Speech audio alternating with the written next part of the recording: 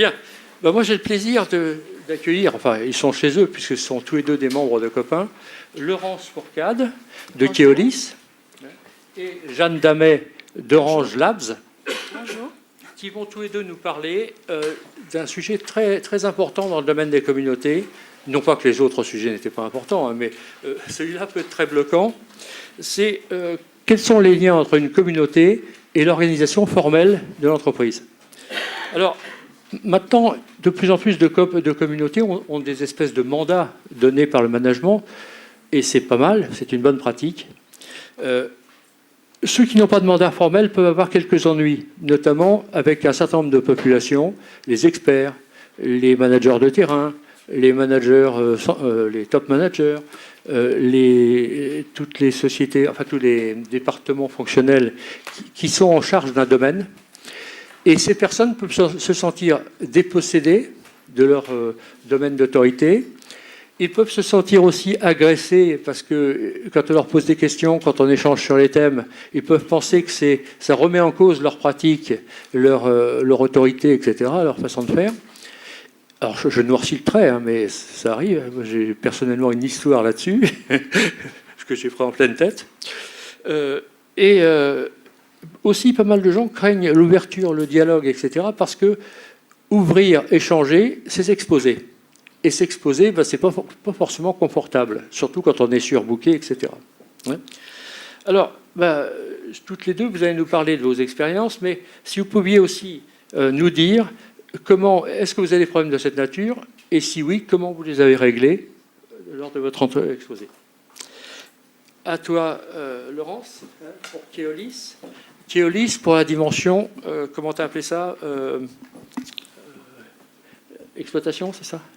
Oui, la communauté exploitation. Exploitation, voilà.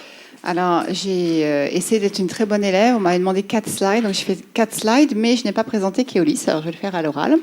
Keolis est un opérateur privé de transport en commun, c'est-à-dire qu'on exploite, on maintient des systèmes de transport en France et dans 14 autres pays, sur tous les modes de transport, le vélo, le bus, le métro, les tramways.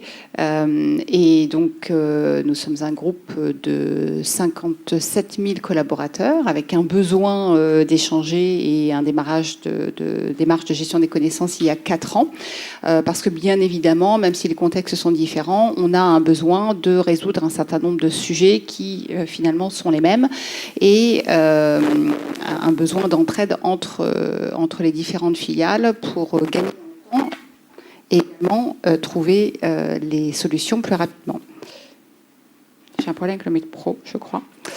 J'ai pris l'exemple d'une communauté qui est véritablement sur le cœur métier de Keolis, c'est-à-dire l'exploitation des modes de transport. Alors l'exploitation, dans notre cas, c'est tous les processus qui permettent de faire tourner, sortir, arriver à temps les différents véhicules de transport.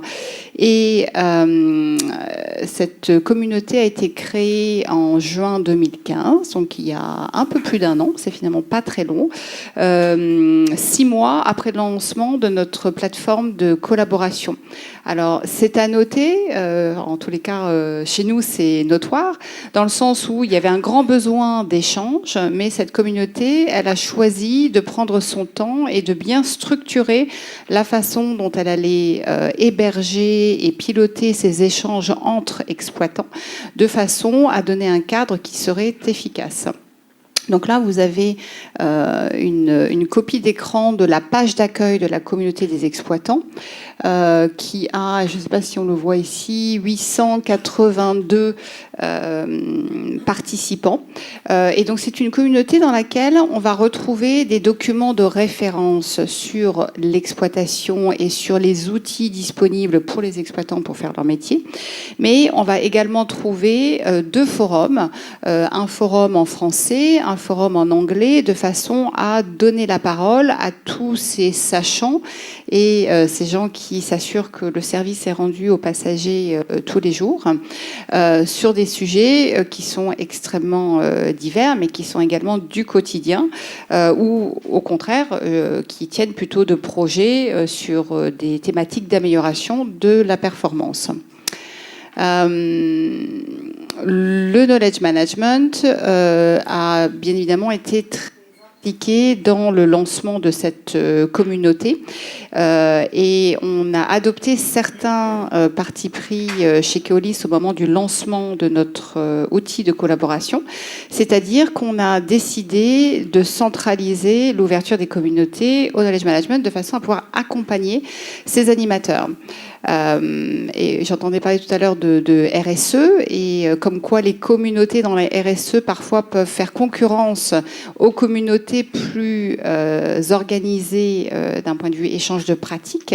Nous, on n'a pas de RSE, on a des fonctionnalités de RSE, mais en tous les cas, on n'a pas laissé la main libre aux collaborateurs d'ouvrir des communautés parce qu'on voulait être en mesure de les accompagner. Et le premier accompagnement, c'est sur la définition de leurs objectifs. Donc, vous avez ici un mandat de communauté qui est obligatoire pour tous ceux qui veulent lancer une communauté de façon à bien déterminer à quoi cette communauté doit leur servir.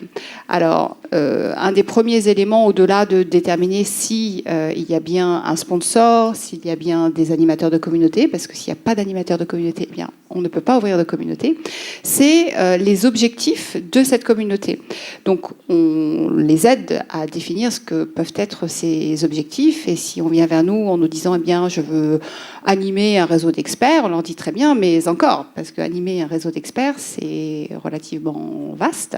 Et si on veut réussir à apporter de la valeur ajoutée, et clairement, si on veut avoir une communauté qui fonctionne, il faut créer de la valeur ajoutée, il faut avoir des objectifs extrêmement précis. Donc, en l'occurrence, sur la communauté exploitation, il a été déterminé que ce dont ils avaient véritablement besoin, c'était de créer une dynamique d'entraide entre les exploitants, parce que le savoir, au-delà du savoir explicite dans les standards, les procédures, etc., il est également tacite entre les différents exploitants qui peuvent faire remonter leurs expériences terrain, et il y avait besoin de pousser ces exploitants à échanger de façon beaucoup plus continue, et également capitalisable dans cet outil, d'où ces deux forums. Et la filière métier, finalement, est derrière cette communauté et utilise également l'outil pour diffuser tous les standards groupes et renforcer la culture exploitation qui est, comme je le disais, le cœur métier de Keolis. Un autre point que je voulais mentionner aussi, c'est qu'une communauté, elle peut évoluer sur le temps, c'est-à-dire que lorsque cette communauté a été créée, merci, cette communauté donc a été créée sur un périmètre France initialement, parce que créer un réseau d'entraide entre exploitants qui ne parlent pas la même langue, c'est pas chose facile. Donc ils ont décidé déjà de verrouiller le périmètre sur la France et ensuite de l'internationaliser.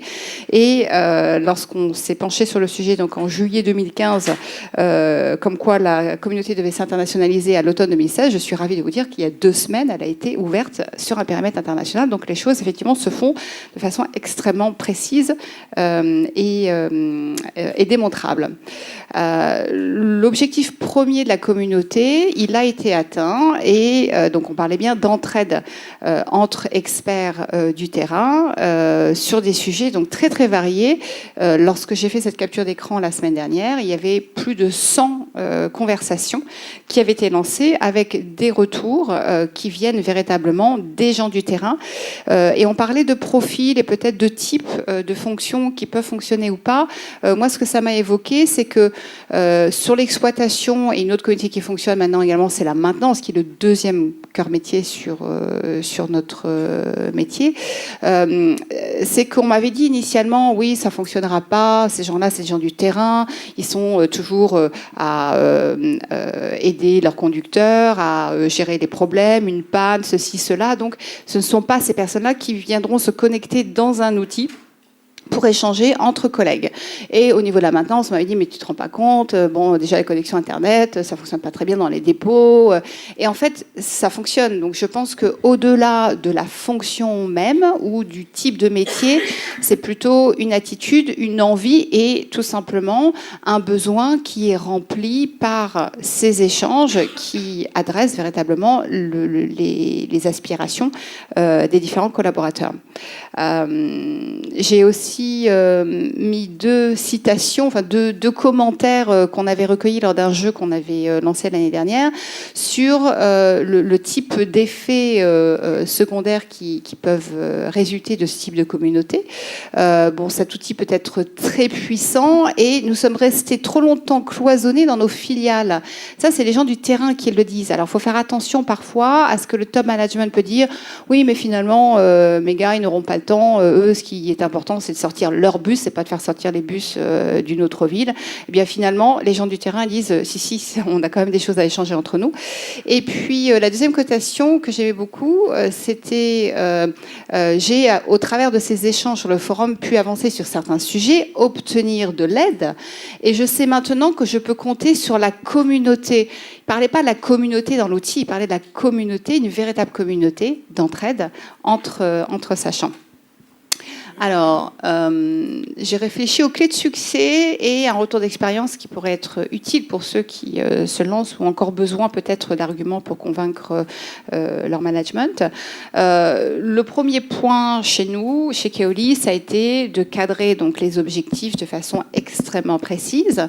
Et pour ça, on a vu le mandat, donc qui est un outil, hein, ça peut être un autre, mais je pense que l'aide du knowledge management a été précieuse dans le sens où, pour ceux qui se lancent dans la collaboration, eh bien, on a besoin d'être guidé. Et avoir une équipe comme Louis-Pierre, comme l'équipe chez Keolis, ça aide les gens qui se lancent dans ce type d'échange à trouver leur chemin. Il faut également bien dimensionner ses ressources pour ses ambitions. C'est-à-dire qu'une communauté sans animateur, ça ne marche pas. Alors, il peut y avoir une exception, peut-être, dans un pays, mais sinon, ça ne marche pas. J'entendais tout à l'heure que certaines communautés avaient 4 animateurs. En l'occurrence, en exploitation, ils en ont 6. Alors, évidemment, pas à temps plein, hein, et sur des sujets très précis, avec une répartition des contenus. Mais animateurs, c'est nécessaire. Alors, le sponsorship managérial, ça c'est quelque chose qui a été mentionné et effectivement, on a besoin d'avoir ce soutien de la part du management, ne serait-ce que pour laisser du temps à ces animateurs d'animer la communauté. Et le dernier point, c'est aussi de s'appliquer les principes de la collaboration, c'est-à-dire que au-delà de donner ce cadre et de s'assurer qu'il y a des objectifs, il faut aussi pouvoir s'adapter aux besoins des différentes communautés. Voilà, donc je voulais juste modeler un petit peu ce cadre que nous avons créé chez Keolis. Merci.